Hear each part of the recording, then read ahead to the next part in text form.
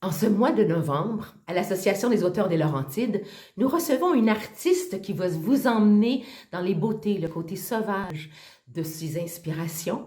Alors découvrons Diane Hood. Diane Hood, bonjour et bienvenue à cette exposition qui est magnifique. De quoi vous allez nous parler dans tout ce cheminement que vous avez fait, dans toute cette inspiration, mais d'où ça vient, Diane? Alors bonjour, l'inspiration vient, la collection d'ailleurs s'appelle Influence aborigène parce que justement les techniques que j'ai apprises lorsque j'étais en voyage de 3 mois en Australie et Nouvelle-Zélande, je les ai amenées avec moi et bien entendu je les ai aussi appliquées et avec le temps ils ont aussi changé un petit peu. Alors cette technique traditionnelle que j'ai appris en atelier avec les aborigènes d'Australie, elle est facile parce qu'elle est simple. Tout est en pointillé, alors, il y a une technique spéciale, il y a une raison, il y a une inspiration. Oui. Alors, ce qui m'a attirée vers cette technique-là, c'est surtout la façon dont ils perçoivent la nature et tout ce qui est paysage, tout ce qui est leur communauté, la culture en arrière de ça, l'esprit spirituel aussi, la façon d'éduquer, tout passe par l'art aborigène. Alors ça m'a beaucoup influencée. Et la technique que j'ai apprise avec eux, c'est celle de penser et de voir et de créer à partir d'une perspective à vol d'oiseau. Ah, donc tout se fait d'en haut. Exactement.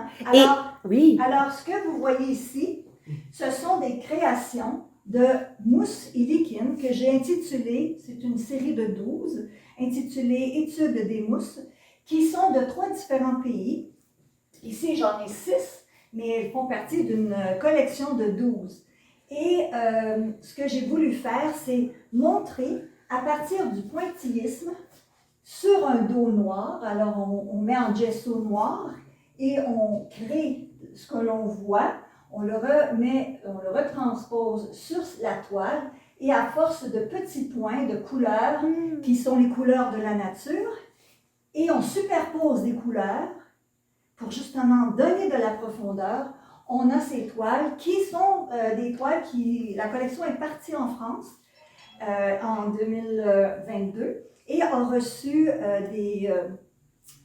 une médaille d'or. Wow! Oui, Bravo, à Paris, Diane! À l'église La Madeleine. Oh, bravo! Paris. Alors, très, très contente de ça. Donc, si je comprends bien, si les petits points représentent la nature, tout ce qui est vert, c'est forêt, ce qui est bleu est eau, ce qui est beige, peut-être, c'est le désert, peut-être? Non, c'est pas si loin que ça. C'est vraiment de près. Cette fois-ci, c'est vraiment une vision d'en haut, mais comme si moi, je le regardais d'en haut. Alors, c'est effectivement juste des mousses et des liquides. Ah, d'accord. Alors, mais de façon artistique. Alors, le bleu n'est pas nécessairement... ah, d'accord, je comprends. C'est pas si loin que ça. Là. Le bleu, c'est le gris qu'on peut voir lorsqu'on regarde des fois des liquides. Alors, c'est le chaud et le froid. Le chaud et le froid. Oui. Et cette grande toile, elle représente... Oui, cette grande toile est maintenant, c'est une œuvre papier arche, et elle représente, pour moi, j'ai voulu créer lieu de naissance.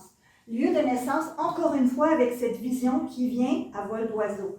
Alors, la communauté et les différents rues, différents parcours qu'on prend pour quitter le lieu de naissance et les autres communautés qui sont adjacentes, mais qui restent toujours quelque chose de très important dans notre cœur.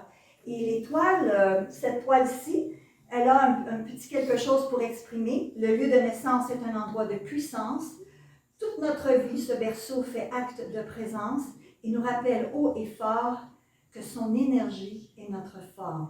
Oh, c'est magnifique. Alors, ça exprime un peu ce que je ressentais lorsque j'ai voulu exprimer cette chose. Et encore une fois, la technique qui provient du ciel au niveau de la perspective. Alors, si on change de mur, Diane, on va tourner maintenant et on va aller sur l'autre mur. Nous voilà maintenant dans une autre, dans une autre forme, d'autres couleurs. Est-ce qu'il y a un temps où ça a été fait, le moment de l'Australie, après? Quel est le cheminement dans la tête, dans ta création, Diane? Je vous explique. Oui. La pandémie, elle a vraiment eu c'était un moment d'arrêt pour moi. Et étant donné qu'on ne pouvait pas vraiment circuler beaucoup, j'ai eu à vraiment utiliser de mon imagination. Alors celle-ci, qui est sur papier, arche, encore une fois, acrylique sur papier arche, ce que j'ai voulu présenter, c'est le littoral, comme si j'allais en Europe. Alors on voit ici, bien entendu, ça s'appelle le chemin du littoral, le sentier du littoral, et on a vraiment l'impression d'être au bord de la mer, avec l'eau qui est représentée par le bleu et les petits points, c'est l'énergie, le blanc revient toujours parce que ça décrit l'énergie, et une communauté qui est autour ici. Alors là aussi, j'ai créé un petit poème juste pour aider à comprendre ma pensée. Le sentier du littoral nous conduit à la mer.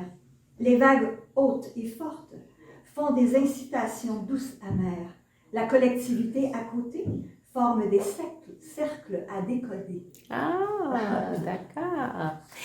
Une chose dont on avait déjà parlé, Diane, c'est que en Australie, les artistes peignent à plat, au sol. Oui. Parce qu'évidemment, avec tous ces petits points-là, est-ce que toi, tu as repris cette forme-là? Tu peins à plat, au sol? Alors, j'ai deux façons de travailler. Je travaille à plat avec du coton. Que je coupe à la forme que je veux, je l'installe par terre, je mets un ruban autour pour la dimension et je mets du gesso noir, bien entendu. Et après, parce que j'ai une idée en tête, je dessine un peu ce que je veux et je continue de cette façon-là, avec les couleurs de la terre.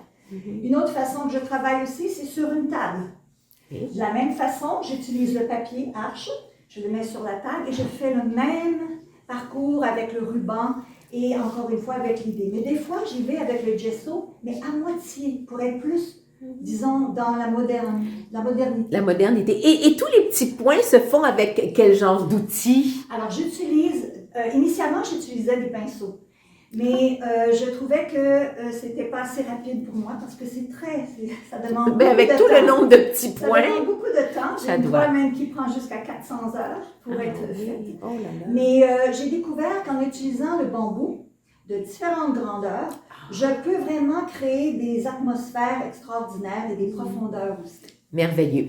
On ne veut pas tout révéler, il faut que les gens viennent voir. Là, il y a un livre qui est là, par contre, Diane. Alors, ce livre, c'est vraiment un cadeau que je voulais offrir aux gens qui m'ont reçu en Australie. Rendre hommage à la culture aborigène d'Australie, mais aussi partager avec les gens mon périple. Montre-nous la couverture. Alors, c'est un récit vécu. Alors, quel est le titre? Le titre, c'est « Créer un point à la fois ». L'art aborigène a changé ma vie. Donc, c'est ton cheminement là-dedans, c'est ton voyage. Exact. Tu nous racontes ton voyage, comment tu as découvert tout ça, ce qui t'a amené à ça, ce qui t'a touché. C'est ça, c'est toute cette histoire, n'est-ce pas? Alors, j'ai lu un livre en 1995 qui a bouleversé ma vie. Et j'ai voulu, à ce moment-là, découvrir l'Australie. 10 ans plus tard, je suis partie en Australie. Et voici ce que j'ai vu lorsque je suis allée en avion. Regardez-moi ces teintes-là. Regardez-moi comment c'est extraordinaire. C'est ce que je voyais à travers l'hublot. Premier coup de cœur. Oh mon Dieu, les couleurs de l'Australie. Les couleurs du désert. Deuxième coup de cœur, rencontrer le peuple aborigène Anangu. Troisième coup de cœur, leur art. Alors, c'est extraordinaire parce qu'on a pu échanger. Moi, je pouvais dévoiler mes secrets et eux aussi. Bien entendu, on ne connaît pas tous les secrets parce que l'art aborigène a beaucoup de symboles qui sont sacrés. Mais en général, on comprend que c'est une façon d'éduquer et c'est ce qui m'a attirée, bien entendu, la première fois. Diane, quelle aventure! Il y a du mystère, il y a tellement de choses à apprendre.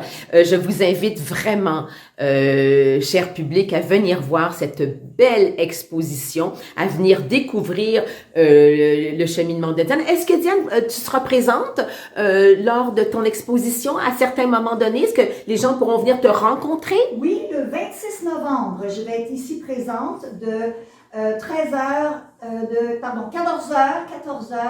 à à 16 heures. Je vais être présente et je vais même faire des démonstrations Ah! sur place et je vais pouvoir aussi signer des autographes si on veut bien regarder mon livre. Alors, il est vraiment extraordinaire parce que les œuvres qui sont ici oui. sont dans le livre. Vous pouvez avoir le livre et l'œuvre. Alors, le 26 novembre, oui. à 14 heures, venez rencontrer cette belle artiste qui nous fait vivre l'inspiration australienne, enfin, de ces aborigènes.